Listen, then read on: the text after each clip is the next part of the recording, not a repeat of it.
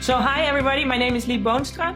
I am from Amsterdam and I work for Google. I'm part of the Dialogflow team. I work as a developer advocate. And a developer advocate, that's actually the person that usually goes to all the conferences and does all the talks. But how I describe it most of the time is like I'm the bridge between the developers, or in my case also UX designers, and the Google team. So I collect also lots of feedback about our tools, about our chatbot tools. Which is Dialogflow, but also speech technology, and we also have dialogue or chatbot technology in the contact center. And I collect those feedback, and then I sit together with the product teams to improve the products and make the tool better.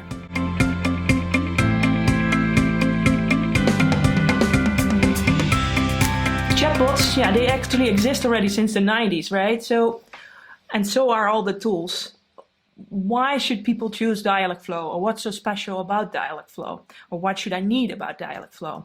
Well, if we think about it, like chatbots, the very first chatbot was created in '94, and if you think about it, those chatbots, those were programmed by developers. So that means like a developer would write some code like if then else, and that means that when a user would use that chatbot and he would ask a question, and then the user types the question wrong or says it on a different way, and the chatbot wasn't built that way, then the chatbot didn't know what to answer. And if we fast forward to nowadays, chatbots nowadays are built with machine learning. They're built by learning examples. That's how machine learning is. Like machine learning is like we feed a model full with examples, and then it starts recognizing patterns and it knows what to answer back. Just like how childs learn German language, for example, they see a car on the road and they see a bike. If you see lots of cars and lots of bikes, yeah, eventually they can distinguish one from the other. A car has maybe 4 wheels and a bike 2 wheels. Yeah, and if you see many examples, then you will recognize it over time. And that's the same with machine learning. And if we think then about chatbots, chatbots is all about machine learning, where like when you take a look at, for example, the Google Home or the Google Assistant, and it's basically just a device with a microphone that's connected to the internet and a speaker, and you can talk to it, and then it would talk back to you. Now, once you talk to it, you speak to it, it takes that speech and it transforms it to text. That's actually a machine learning model that does that. It heard a lot of examples, a lot of voices that it could understand that and make text version of it. Then once it's text, it starts to understand what the text actually means. That's natural language understanding, which is another machine learning model. What chatbots do, or what Google chatbots do, is they use intent matching. So once they understand the text of what's been typed in the chatbot, then they can understand like, we need to match it to this or that answer. So that we call that intent matching. It's machine learning. And then once it found the answer, then it speaks it out to you, it reads it out to you. And we have special synthesized models for that, or WaveMap models in the Google Assistant. That's also machine learning. So there's like lots and lots of machine learning, and that makes chatbots with machine learning much more powerful, because it doesn't matter anymore if you spell your question wrong, or if you say it on a weird way or with a weird accent. We've seen so many examples that we understand like what should be the answer and how should we communicate that back, whether it's through voice or through text in a text web chat. Now, we at Google, we are actually a leader in AI. We use AI in all of our tools, in every Google tool. Like I think the very first machine learning in a Google tool, that was Gmail, where we have like a spam filter. Is something spam, yes or no? And we classify that, and then it knows it and becomes smarter over time. But we're also having like machine learning specifically for data scientists, where we have like a tool framework called TensorFlow that machine learning data scientists and experts can create their own machine learning models. The Google Assistant, as you might know. We have speech APIs. We have like in Google Chrome, for example, where you can press like the microphone button and you can start speaking to it. It's all machine learning. And yeah, Google also, of course, also has a lot of expertise with working with customers. Think about YouTube or a Play Store. Think about all the data that Google has, like from YouTube, like billions of videos being uploaded every day. Because we have so much data, we can train our machine learning models to make them become smarter over time and to make them, to understand really everything. Today, I'm going to talk about Dialogflow. That's the core of the whole tools. When we build Google Assistant apps, we need a tool to build these apps. And this is what we do with Dialogflow. Now, maybe you have done that before. If you have created a Dialogflow or a Google Assistant application in the past, you probably have used Dialogflow before, as I heard that almost 90% of the Google Assistant apps, or we call that actions, all those actions that are created, actually 90% of them are created with Dialogflow. So with Dialogflow, the tool, we can create chatbots. Dialogflow in the past. Something just happened, I think. Yes, I think you guys hear me? Or yeah. No? Yeah. Lee still? Can't hear. You can't hear me anymore? Lee, we lost you. He has been muted. Yeah. Yeah. Is Lee's online twice with her tablet and her computer? I unmuted myself. I did hear something, so I was wondering, like, what's that noise? But maybe I pressed the mute button instead of the next. Anyway, with Dialogflow, you can create chatbots, and it's based on machine learning. It works with machine learning. We can do a Dialogflow has natural language understanding, so it understands text, and it can do intent matching, where we can link flows, chatbot flows, to the right answer. And on top of that, we can also train our chatbot so it becomes smarter over time. And we can do that in many, many languages, including German, including Dutch, whatever language. I think we have over 20 languages. We can do that for all kinds of channels, whether you build a chatbot for web, or you build a chatbot for the Google Assistant, or Alexa, or maybe a chatbot in a contact center. Yeah, we can do that all with Dialogflow. And that is what we will see today, because we will build our own Google Assistant app with Dialogflow. And just in case you are working for a large enterprise, we also have Dialogflow specifically in Google Cloud.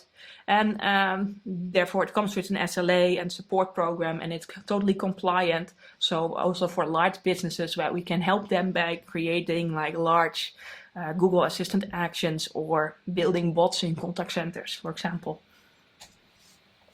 I'm going to show you a demo on how this really works. And then maybe you have seen the interface already in the past, but it looks like this. This is Dialogflow when you log in for the very first time. You see it's based on intents, entities, and fulfillments. And intent, that's actually like the basis, the core of Dialogflow, because we will create intents, and you should think about an intent as a kind of a flow of an action that you want to take. So, for example, if you're creating a chatbot or a Google action for a bank, and you want to transfer money, but maybe you also want to open an account, and then you can have an intent, a flow transferring money, and you create a flow for opening account, and maybe you create another flow for looking for mortgages, so you create all these intents under on the top of each other, and each intent you can train by providing training phrases. So, and then when you type in training phrases, you can give like maybe 10 to 15 training phrases, and then that's a best practice. That's a good amount. Then it understands. Then it trains the model, and it understands what you're asking. So in my case, or this is actually from the app that we will create later, we created like a meetup intent where we can ask questions about when is the next meetup, but we also created an intent for asking for a book tip. When you want a book tip, then when you want a book tip, we created like example training phrases on training the model that you want to tip for books. It doesn't matter anymore if I spell the question wrong or if I ask it a different way. After seeing enough examples, then it knows like, oh, this flow is about asking for tips and the other flow is about asking for meetups. Once you train an intent, you can specify parameters, and we call that actually entities. This is also what you see here in the menu, entities. And those entities, yes? Can I interrupt you quickly? Because I think that's an interesting question that absolutely matches this moment. It came up in the chat. It's like, what's the chef is asking, what's the flow compared to an intent?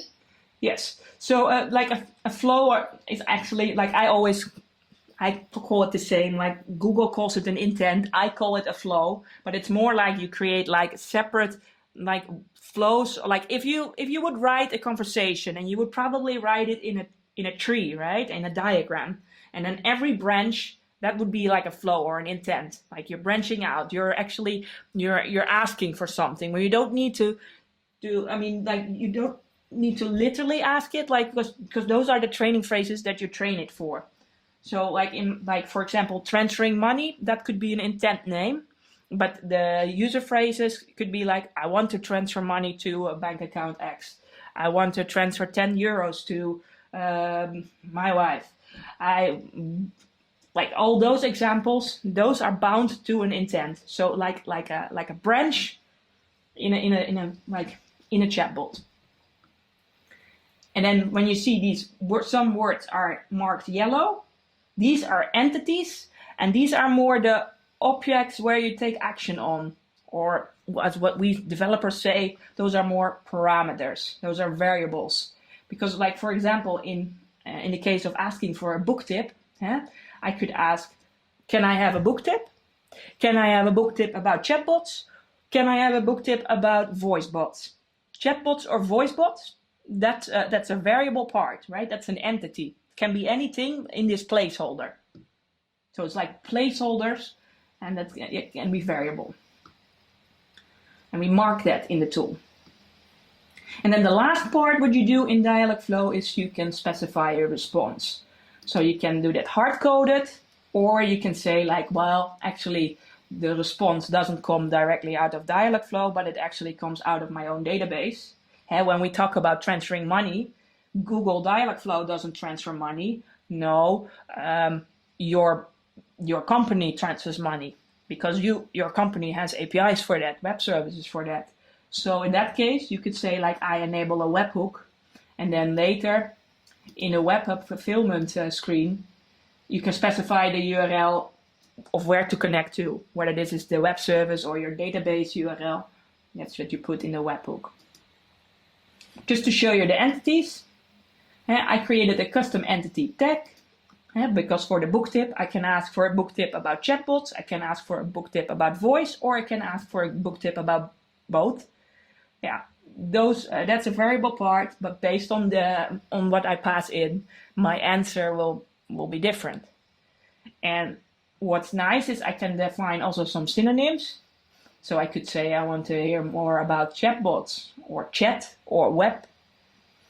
Then it will notice like, oh, this is about chatbots. And if I say I want to read more about voice, or I want to read more about voice assistants, then it knows like this is about voice. And both, I wrote down the synonym, yeah, both or all. There are a couple of more options in the menu. For the people that know Dialogflow already, I like to point a couple more advanced things out. If you go to the settings screen, then in the settings screen, you can specify the ML settings. So what we do here is, once you train a Dialogflow model, you train a chatbot with your examples. If you have lots and lots of intents, so lots of branches in the conversation, then you might figure that sometimes the chatbot didn't provide the right answer. And that is because there might be some overlap in your training phrases. If I say I want to transfer money, or I want to transfer money to my other account, I want to move money to another account, and maybe those training phrases are very similar. If you have lots and lots of intents, yeah, then there might be a chance that there are some similarities between intents. Now, this is what the machine learning threshold does. You can change that number and it becomes more sensitive or less sensitive. So I could say, like, I could set it, for example, to 0.8. Then it needs to be 80% sure that that's the right intent. Otherwise, it finds another intent. So it looks through all the intents, finds the right intent, and that's the one where the answer will be returned from. And based on this machine learning threshold, it knows like, oh, maybe I need to change the sensitivity a bit so I can, yeah, I'm sure that this is the right one.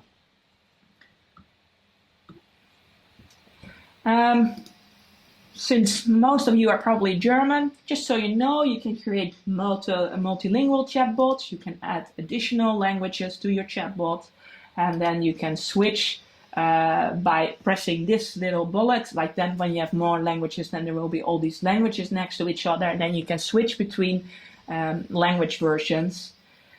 You still have to train your chatbot with those languages, because like maybe you want to provide different user phrases of user cases per intent, and then in a different language. But Dialogflow is smart enough to understand the language and understand what has been said. Now there are certain words in Dialogflow, or entities in Dialogflow, that we call system entities. And system entities, those are actually same like other entities, like the parameters, like the placeholders, but these are like based on variables that Dialogflow already knows. So you can think of like names of months or amounts or days of the week. If I write here like I want to go by train on Monday, now it knows automatically like, oh, Monday, that's a date time. We're talking here about a date. It costs €200. Now it knows like, oh, this is a unit currency, euros. And so there are certain words in Dialogflow that Dialogflow recognizes. And if Dialogflow recognizes this, then you see that because it marks it as a certain color, and then it will also list it in the parameters field. We, in our Women in Voice Google Assistant app, there I don't think there will be any system entities, but we will create a custom entity where you want to ask for a reading tip, like a book tip, and if that's a chatbot or a voice tip.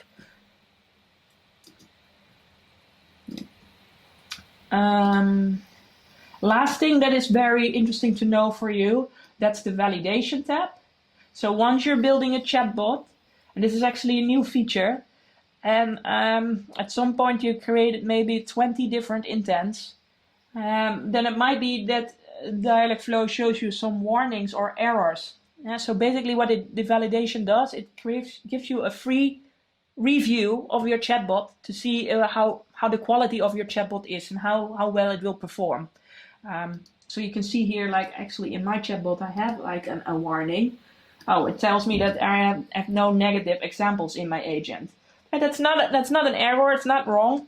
But what it means actually is like I could create intents where I anti-train the chatbot. So to make sure that it never starts that flow. You can think about that, like for example, if you have a bank, and people can close and they can close a bill, they can close an amount, but for example, but they never can close an account. You can never delete your account. And then you can train an intent with negative examples to make sure that whenever people ask, like, I want to delete my account, that can never happen. It will never happen that Google says, okay, done, because you trained it that way that it has negative examples. There's an Analytic Step. This is like some simple analytics where it shows you how many sessions you have in the past, and you can then also see like the session flow. Like in my case, most people, they immediately came into the default welcome intent.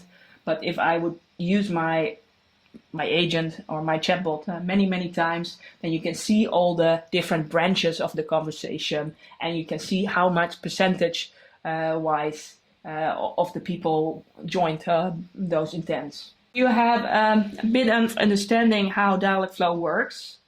You might be interested in like, well, what type of chatbots can I build with Dialogflow? Well, obviously you can build chatbots for a web.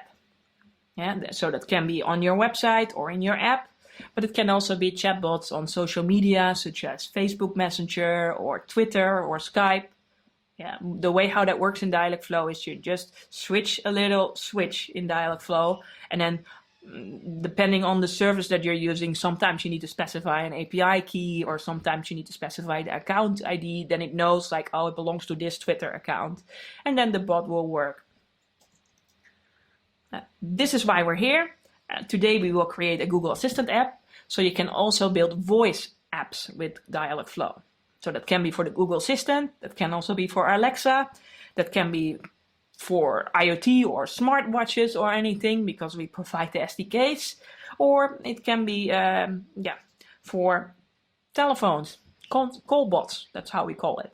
So in contact centers where we have robots running that can pick up the phone for you and talk back to you.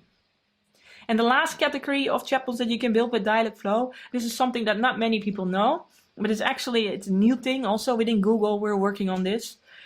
These are the ad bots. So we can do that with a tool called AdLingo, where you can create a chatbot that fills up a place in a banner. So imagine that you go to a famous website, maybe a famous German news website, and you always see on the news website like advertising banners, like on the sides of the website. Instead that's an image, like an image banner. Instead that's an image, they can place a chatbot on that space. So basically what you're doing is you're creating a chatbot, but instead hosting it on your own website, you're hosting it on somebody else's website. And therefore you have many more people visiting your chatbot. So lots of people using your chatbot. And that can be great for advertising reasons. Imagine that you see like a car in the chatbot, and it tells you like what is your favorite color? Well, my favorite color is red. Oh, and how big is your family? We're with 4 people. Okay, then suddenly it shows in the banner chatbot all photo examples of red cars with 4 doors, and you can scroll through it. That's a very smart way of using chatbots as well. We're going to talk a little bit more about actions on Google or Google Assistant apps, because that's what we're going to build today. Now, what we see at Google is like 70% of the requests are made in natural language. So if we look into our Google search tool, people are usually typing in full sentences in natural language to retrieve their search query. So instead of typing in weather, they type in, is it gonna rain tomorrow? And with that knowledge, that's how we created the Google Assistant. Like, we're using natural language and we're using voice, to give rich answers back and to help you with getting things done. Just some terminology explained. The Google Assistant, that is the voice assistant, the virtual assistant from Google. And that works out of the box on all Android phones with version 6 and higher. It's also working on iOS devices, iPhones and iPads, but then you need to download the Google Assistant app in the App Store. We have actions, and an action that's actually a Google Assistant app. It's an app that runs in the Google Assistant. We call it an action. Third party, so people like us, we can create apps or actions for the Google Assistant. Then you have the device itself. That's called the Google Nest. Previously the name was called the Google Home, or Google Home Mini. Now it's called Google Nest Mini, but it's the same. It's a smart speaker of Google that is powered by the Google Assistant. So Google Assistant, that's the magic. And it's the same Google Assistant that runs on the phones, but we created special hardware for it. And lastly, we also have special devices with screens. We call those the smart displays. It's Google Assistant, but with a screen. The device itself that you can buy in the stores, it's called the Google Nest Hub. It's the Google Assistant with the screen. And with the Google Assistant, you can ask Google, to get things done in the world. So thinking about managing tasks like, what's my confirmation number for my flight to New York? Or planning the day, like how long is my commute to the office? Or asking questions like, who's the king of the Netherlands? And if Google says like, yeah, well, that's Willem-Alexander, then I can also ask follow-up questions like, okay, and who is his wife? And then it knows that the context is Willem-Alexander. Well, the wife of Willem-Alexander is Queen Maxima.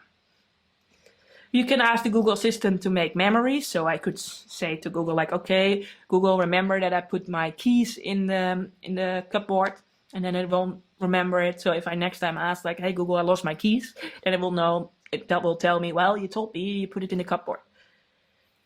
You can use the Google Assistant to control home automation devices. Think about, hey Google, turn on the lights, turn off the TV, whatever device is connected to the Google Assistant and the internet, that you can ask Google to do that. And entertainment like play the Pixies on Spotify. The way how this works, like those questions that I gave you before, or what I just told you, those are native features in Google Assistant. They work out of the box. But we can also bring our own brands to the Google Assistant. And that is through the actions, to our own apps. And the way how that works is you're extending the Google Assistant with your own apps on top of it. And you should see it also as that way as how you open an app on the smartphone. You should open such an action on the Google Assistant by saying a certain wake word. For example, hey Google, let me talk to the Book a Meeting Room app. And then what happens then, it tells you like, sure, let me get to you the Book a Meeting Room app. And what happens then is then you hear a voice change.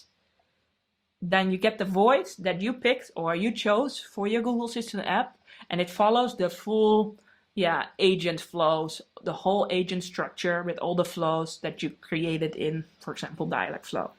So for example, welcome, how can I help you? Well, I want to book a meeting room for 3 persons.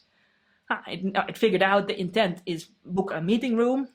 It knows the entity, it's three persons. Okay, now it needs to know for when, so it gives a follow-up question. I say tomorrow from 2 p.m. to 3 p.m. It knows like that's a system entity, like this is a timestamp. I'll collect all those parameters, and what happens eventually, it probably fires a request to a web service where it books the room and tells you like, okay, meeting room is booked. The Google Assistant is not just voice. People always think that, but we have devices with special screens, like the Nest Hub.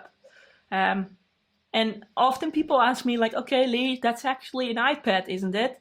No, it's not an iPad. It's not a tablet. It has nothing to do with tablets because the operating system that's running on these devices, that's based on voice. It's programmed for voice. It only enriches the experience by showing certain things on the screen. So imagine if you ask Google, like, give me a recipe to cook salmon, then it shows you the steps on the screen and you can maybe see pictures of all the steps. And it makes that experience better. There are certain apps that probably work better with the screen. If I would ask a bank, like, give me an overview of all my transactions, then I rather see that in a table than that I hear 100 times the Google Assistant listing all my transactions. That nobody gets happy from that. Yeah, so think about the experience. Once you're designing applications, think about the experience that you want to give to your users. What's the best experience? And will my device have a screen, yes or no? I can even detect up front, like if this device has a screen, then show these things as an extra. If I don't have a screen, then maybe I only want to list the 3 latest transactions for the banking app. And when we talk about voice is not only the Google Assistant or Alexa. Voice apps, they also run in contact centers, like I mentioned before, like robots that pick up the phone. Or we can create voice experiences in smartwatches or in car navigation systems, or if you go to the airport and you see these terminal pods to print out your ticket, and maybe you want to use your voice for printing out the ticket. And you can do that all because it is also Dialogflow under the hood that listens to your voice, understands the text, then matches it to the right answer and talks it back to you. When we're talking about robots in contact centers, that's not the same as the Google Assistant. People always ask me that, like, okay, so basically that's a Google Assistant on your phone. No, that's not like a Google Assistant on your phone. It's way more complicated. Because if you think about it, at the Google Assistant, I could ask, for example, like, hey Google, turn off the lights. And then I use one utterance to match the intent. Then the intent is like turning off lights. But if we think about telephone conversations, what happens is people, they call and they start a whole conversation like, yeah, actually I forgot to pay my bill yesterday, and then my husband told me, like, no, it's not too late because yesterday was a holiday in the Netherlands, so I think it will work. So it might work out that you pay the bill today. You know, that's sometimes like those stories is even for a human complicated, because like we're talking about hundreds different of things. What is the right intent that you need to match? So it's very complicated technology, but we have that technology. When we can understand from a full, like 10-minute conversation, we can understand, well, these are the questions that have been asked and these are the right things to say on those times. It's much more complicated than that, actually, because we also need to deal with phone quality, which is typically less quality than on a smart speaker that's in stereo. On the phone, it's mono quality, 8 kilohertz. We have background noises, like especially now, we're all working from home, and we have kids running around on the background. We have people that interrupt each other or speak on the same time. And sometimes you want to use special IVR features. So in your contact center, maybe you want to press a certain number or a number sequence to specify your account number. Those are all additional things that makes it more complicated than the Google Assistant. But under the hood, it is the same machine learning technology with the same machine learning models, just different way of how it was implemented. If we talk a little bit more about these contact centers, because this is very new and you're probably interested in like, well, how does that work? Think about it the last time when you called a service number. Maybe, and I heard a lot of my German coworkers today said that the internet wasn't working well. Maybe you tried to call your internet provider. If you ask me these experiences, it's often like long waiting times. Takes ages before I finally get through. They put me on hold, and then I have to wait long on hold, and I hear like this elevator music that I played earlier today. Unlimited call transfers. Imagine that you say like, yeah, well, my internet is not working. Oh, okay, let me forward you to the person from the technical department. And then I have to rephrase the same question again. IVRs that are difficult to navigate. What I mean with that is like every time when you hear like a recording and then it tells you like, oh, and press number 9 to speak with this department. So you have to listen to the whole recording till you finally can press that number. Availability. Think about it like, oh, it's after 5 p.m. No, we're closed. Wrong information. Happens a lot at healthcare providers, insurances, at the end of the year. And I think in the Netherlands, and I think everywhere in Europe, when you can change on the end of the year your insurance. It's so many people are calling. And what these companies do is they hire lots of students to pick up phones. And these students, they weren't trained to give the same conversation. So what happens is that they give the wrong answer. Yeah, you can't blame them. And the thing is, like all these problems, they shouldn't be that way, because with machine learning, with the same bot technology as the Google Assistant, we can create a much better experience. What we can do is we can deliver an out-of-the-box environment. So, like at Google, we work with all these telephony partners, like a Genesys, an Avaya, a Cisco. And we can enable Dialogflow for you in the contact center. So what that means is, like, let's say that I call to ask, like, hey, my internet is not working. Instead of listening to a whole recording, and I hear a robot talking back to me, and the voice sounds very human-like because we have the WaveNet voices, the same human-like voices as we have in the Google Assistant. That can talk back to you. So it means that you can ask any type of question. And if Dialogflow had those intents, then the solution knows what to answer back. And it can do it 24/7. Now imagine that the robot does not know the answer because the developers or the UX designers never provided those intents to Dialogflow. So the chatbot was never trained to provide those answers. Well, what can happen then is such a chatbot can transfer you to a human employee, a human agent. He picks up the phone, but the chatbot will still listen in and provide the full transcript on the screen and provide suggestions on the screen. So that means that when, for example, a student picks up the phone, that they still know, like, oh, this person says the internet is not working. We see that there are problems in Germany at the moment. Maybe you need to wait an hour and then disconnect the modem and then it will work again. So that means, like, we can shorten the call time, we can shorten the hold times. It's always available, but it's also a much better experience for people that work at contact centers, because it's actually very stressful to work at the contact center because lots of people are always complaining and are always asking the same type of questions. If you work for an internet provider, I bet that 9 of the 10 calls are people that are saying my internet's not working. And it would be nice if those types of questions are automated. So also for them, they can shorten the call times, they can shorten the hold times, but they can also see afterwards, they can get the analytics and see, like, well, actually most people call about this topic. Yeah. Right. I think I talked for quite some time. I did add a couple of roadmap things in the slide deck, just for the people that have been using the Dialogflow before and know already the story about how Dialogflow works, but they are interested in what's coming or what's new. We have a couple of new features. One feature is the Mega Agent. This means for, let's say you're like a big company or you're a radio station and you want to create separate chatbots for each division and for each radio station. Or let's say if you're an airline and maybe you sell flights, but you also sell hotels and you maybe sell car rentals.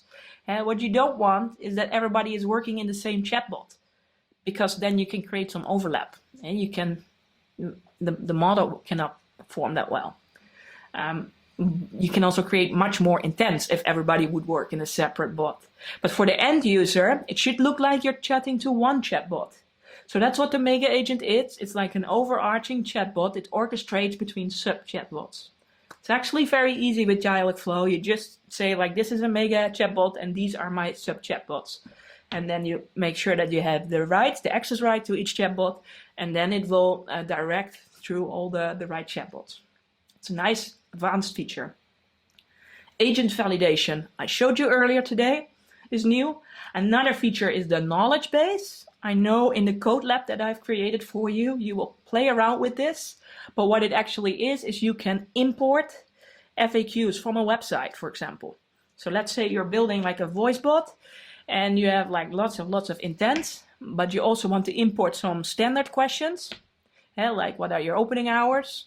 What's your website URL? You can import that from a website.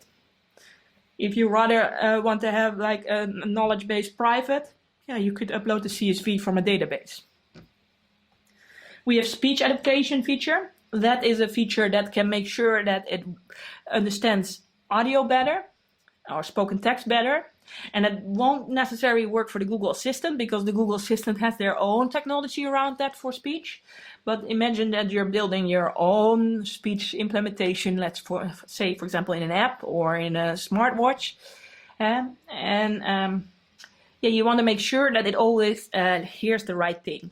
And as an example, let's say you're an airline and you say, I want to go to Ibiza, or I say, I want to go eat pizza. If I say I want to go eat pizza, it shouldn't understand eat pizza. No, it probably means I want to go to Ibiza, right? So like it's like giving some bias in steering, like which intent is the right one. Versioning. It's possible to create separate environments. Maybe you want to create a test environment, a development environment, and a production environment. Yeah, you can create it in Dialogflow and create special versions for it. What is new in Dialogflow is we work with certain technology partners, certain audio partners, like an Avaya or a Genesis or audio codecs, where you can just press on one button in the integrations panel of Dialogflow, and then you can create a contact center on the fly. So if you go to the integrations tab in Dialogflow, yeah, you have one-click telephony. You can click and it creates a telephone gateway for you. So you get the telephone number and you can talk to the chatbot. And here you see all the other integrations that Dialogflow has out of the box. So creating a chatbot for web or for Hangouts chat or Twitter or Alexa, Google Assistant. It's just a matter of clicking a switch and sometimes providing an account number or an API key, so it knows that you are the owner of the Twitter account. Those features that I just showed you, those are recently built in Dialogflow, or they will be released publicly very soon. We also have a couple of roadmap features on the early access program, which means like these are coming in the next quarter or next half year. And one of those features is a visual builder. I know many UX designers are happy with that. That means like you see the full architecture, the full Dialogflow tree, the dialogue tree, while you're creating your intents. So that makes it much more visual to see like which intents, which flows belong to what. And we will create also more features for contact centers, because we see, especially now during Corona time, that this is a feature that many companies are asking for, like voice in smart assistants like the Google Assistant or Alexa. That's great and mostly great for consumers. But for businesses, the same technology is great when it runs in a contact center, because then it can really free the load and like make sure that there are no wait times and call times that are so long. Yes. So with that, I like to end this presentation. When you're building an AI solution, wouldn't it be nice to answer all your questions across any type of channel from anywhere? So instead of building just a Google Assistant app, maybe you should think about it like creating like an AI platform or creating like a chatbot that runs across multiple channels. So it runs on the Google Assistant, but it also runs on web chat, and it also runs on social media, and maybe even on contact centers. And then yes, we can branch it out and make sure that the way how we present it to the users, that the way how it's on the Google Assistant will be spoken out can be different than how it's shown on the website. But it's the same technology powered by Dialogflow to detect the intents and understand the text and bringing it back to the user. And on top of that, then you can collect some analytics, so you can learn also from your experience and make the platform smarter over time.